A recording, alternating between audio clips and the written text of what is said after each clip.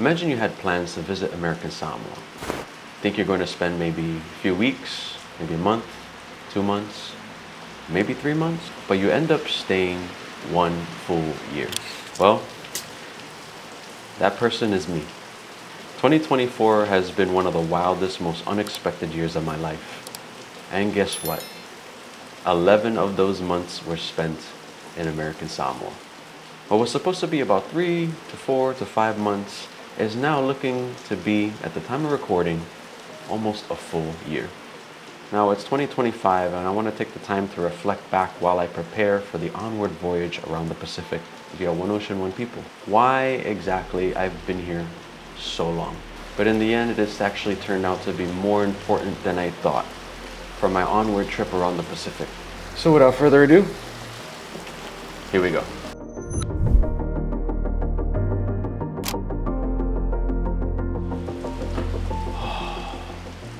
The laptop thing.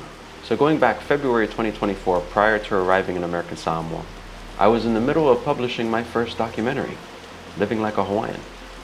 And right before I was done with the project, the motherboard to my laptop somehow got fried.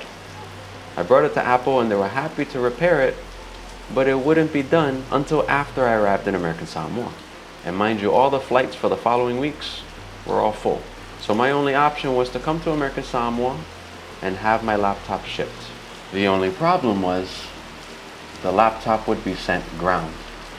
And what exactly does that mean, to be sent ground to American Samoa?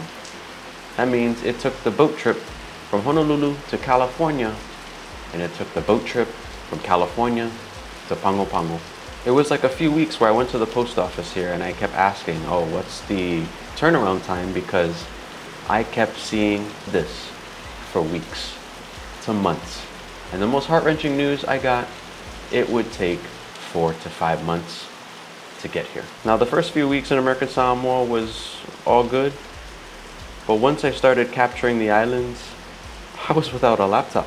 Fortunately, I was able to have somebody loan me a laptop for 2 months. But once that time was up, they needed it back. And I'm not gonna lie, I felt really helpless. But I'll add this in here. In my journey, I have been incredibly blessed with people who have looked after me. And one of those things was a friend who donated her laptop to me, which has been the only reason why I've been able to do all the work that I've been doing all these months. Well, then what happened to my laptop?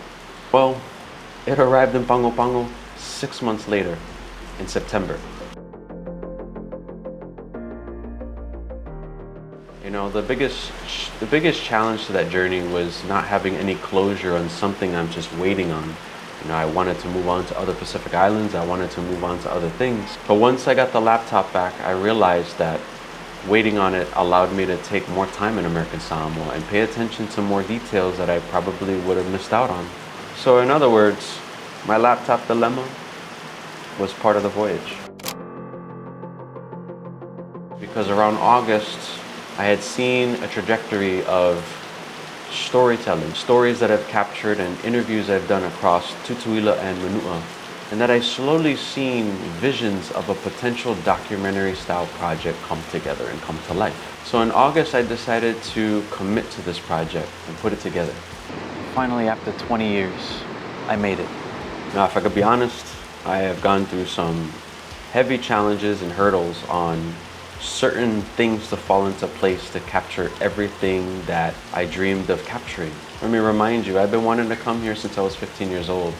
So there's a big, deep spiritual journey that I want to be able to convey in this story. This is a beautiful project I envisioned more than a year ago, way before I even came here. And funny thing is, I see all these things coming together and more. So it's very hard for me to postpone or set this project aside, which is why I decided that it became #1 priority, which is why I've been here longer than I thought. What tower is it?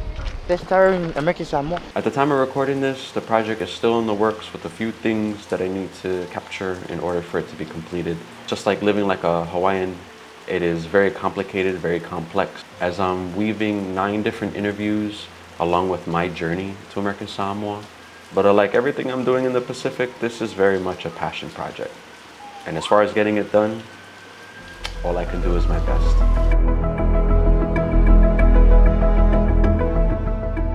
And last but not least, the most important, crucial, and pivotal reason why I've been in American Samoa is setting up a nonprofit for One Ocean, One People. And I'm humbly proud to say that right before 2024 ended, the articles were approved by the local government here in American Samoa for One Ocean, One People to become nonprofit official.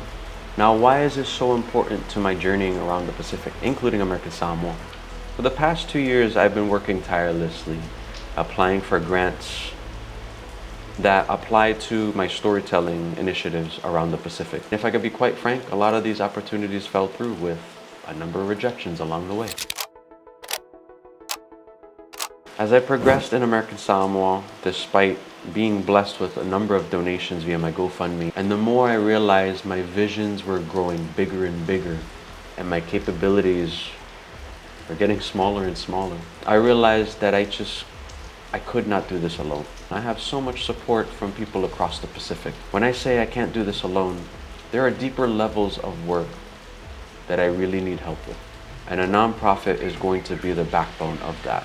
Being an institution across the Pacific to collaborate with communities, to collaborate with foundations, nonprofits, businesses, government agencies, to pitch the deeper intricacies of what I'm doing around the Pacific through storytelling, through these passion projects, through capturing the Pacific Islands in a way that shows the togetherness and the oneness of One Ocean, One People. This is a mission meant to leave behind a beautiful legacy. As I like to say, I want to leave the place better than I found it. And I want to do so beyond YouTube videos and beyond short films. This nonprofit is going to be the backbone of my voyaging across the Pacific in multiple layers. If anybody knows me, I love these islands. I made the commitment many years ago to voyage these islands in the way I am. And having this nonprofit will allow me to do that on steroids. Now, as you can see, American Samoa has played such a pivotal role in recognizing certain things that are going to be very crucial as I travel around the Pacific. But man, if I can make honorable mentions of how American Samoa has impacted me, American Samoa really put me to the test on how I'm able to blend innocent travel, cultural immersion, storytelling, and respectful voyaging into one. In the time that I've been here, I've been blessed to confidently call myself a videographer of something that is very special to me and something I've dreamed of for so many years. I have also become a photographer through the many gigs and events that I've been a part of, adding to my world of storytelling through images. But most importantly, through the love and support and appreciation for all I've done in these islands, both here and beyond the shores of American Samoa, I have become the name that I gave myself over 10 years ago. I've become a true voyager.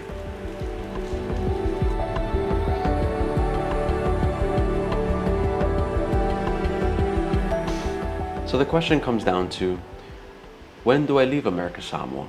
When do I begin this extensive voyage across the Pacific from here to Palau, Torres Strait, Tokelau? It really comes down to the nonprofit. With it being soon to be established, I need time to really make sure everything's running smoothly. I have been blessed with indefinite time in the territory, but once I leave off to Samoa, Fiji, Tuvalu, I will not have the blessing of time on my side, which is why I want to ensure that once I leave, that everything is in order, that I can have everything to support my voyaging around the islands. But in the meantime, I do want to see this documentary in American Samoa come to life. It has been extremely challenging doing it on my own, which is why I also hope the nonprofit will help fund the project, whether it's through local sponsorships and partnerships. But it's also a gut feeling that this project does need to come to life, as it will be a very fitting puzzle piece to the rest of my voyage around the Pacific. I want to thank you all for joining me. If you would like to support my voyages around the Pacific, support One Ocean, One People, I still have my GoFundMe up. If you also want to support me but check out my work behind the scenes, I also have a Patreon. I left the links in the description. Thank you once again, Voyagers. Happy New Year.